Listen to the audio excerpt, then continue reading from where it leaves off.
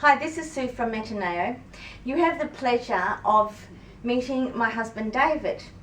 Now we're going to do a series of videos once a week? Yeah, once a week on how we developed our own relationship. We are just coming up to our 30-year anniversary, and I would have to say, and I think you would agree with me, David, that it has been the best 30 years of our lives. And I just wanted you to have an insight and a look into our relationship as we talk about different topics. So it will be just a conversation between us. And so this particular video is about an introduction to both myself and David. And so enjoy and share our lives with us.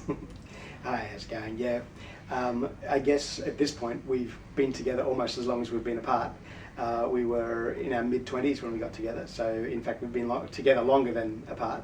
And it's kind of weird to do this because it feels a little bit smug. It feels like we're so awesome, we're perfect, etc. We're clearly not. We've had our struggles, we still have our struggles now and then, get grumpy, whatever it happens to be.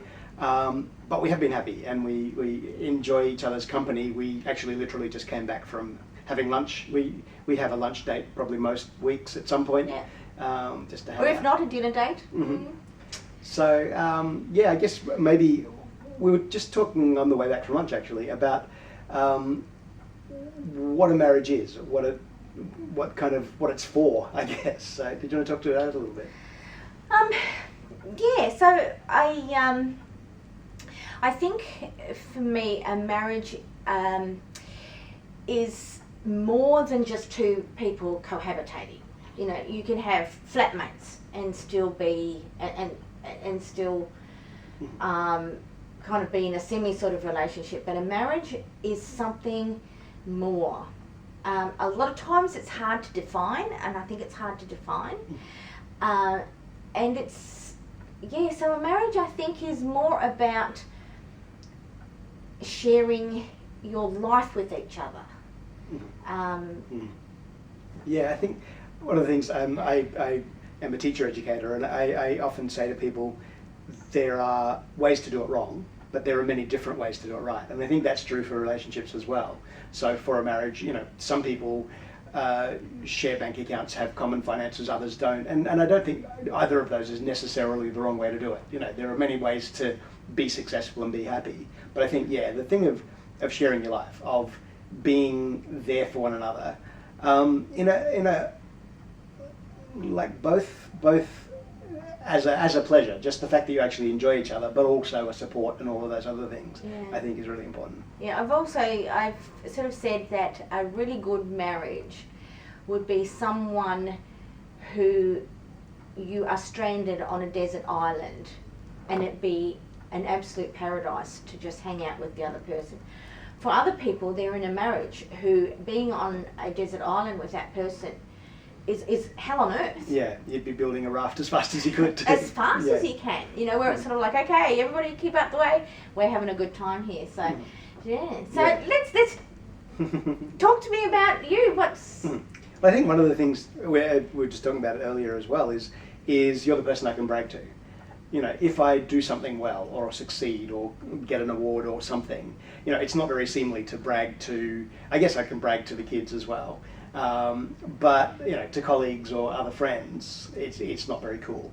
But because you're in my corner, and vice versa, you know, you can brag to me that because we're on the same side against things, then we can, you know, just really celebrate each other's achievements, which is cool. Yeah, and then commiserate when things don't go as correctly, and a shoulder to cry on when it's. When it's gone down the toilet. That's support. Yeah, absolutely. Yeah. Sorry, I was thinking of something else, but I've lost it. It's okay.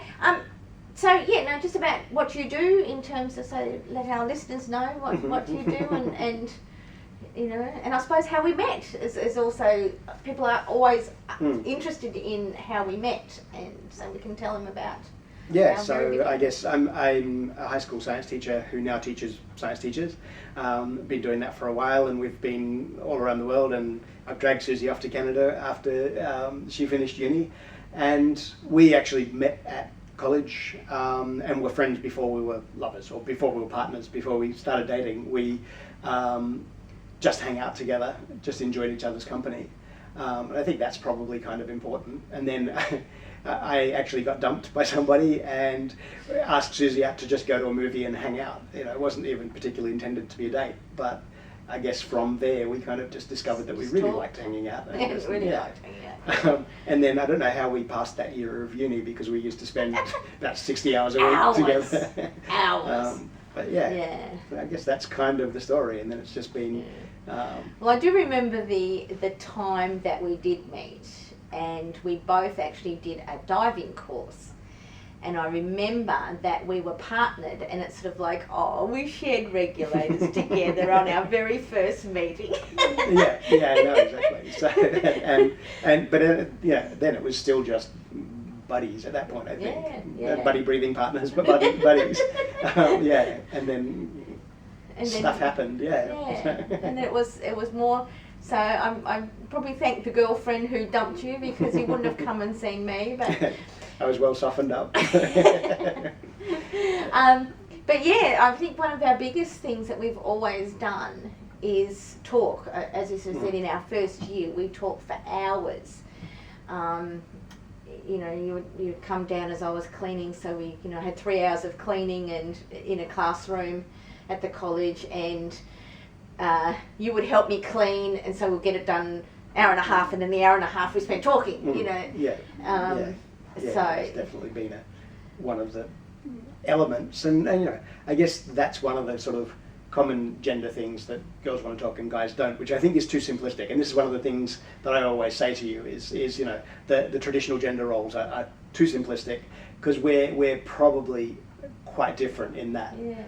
And it's actually almost, I always sort of say it's almost reverse in the fact that, you know, David's not very handy, like, you know, you don't sort of fix stuff in the house as sort of much, but it's me who makes stuff, you know, makes queen size bed from scratch, and, you know, fixes things up. So it's more a case of the roles, whatever roles that we were sort of, you know, brought up with didn't match. Yeah. So we kind of created our own roles based on the strengths. Exactly. It's who's good at stuff. So you look after the finances because I'm terrible at it, and I'm probably a bit more nurturing. So I did a lot of looking after the kids when they were small and stuff like that, and you know, just really building on each other's strengths. But also kind of challenging yourself in the areas that you're weaker in as well. So yeah.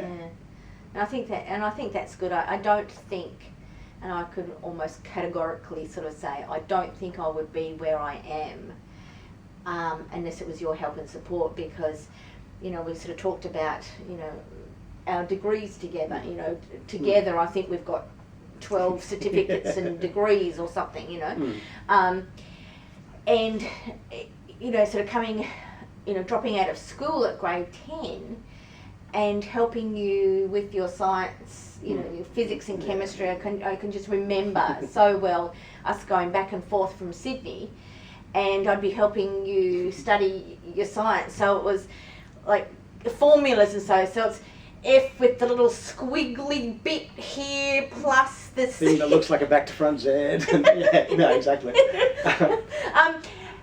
But it was almost like, you know, well, if you can explain it to me in a way that I can understand, then you know the concept.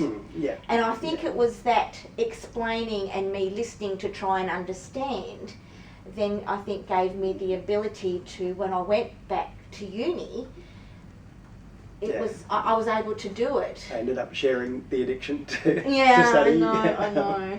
But yeah, no, and I think that's been really cool. And I equally would say I wouldn't be where I am now without your support as well. That partly just, you know, working while I was studying and stuff like that. Well, I guess if we're going to be able to do one of these a week without running out of topics and without repeating ourselves, we probably should wrap up for today, and we'll talk to you again next week. and each other, I guess.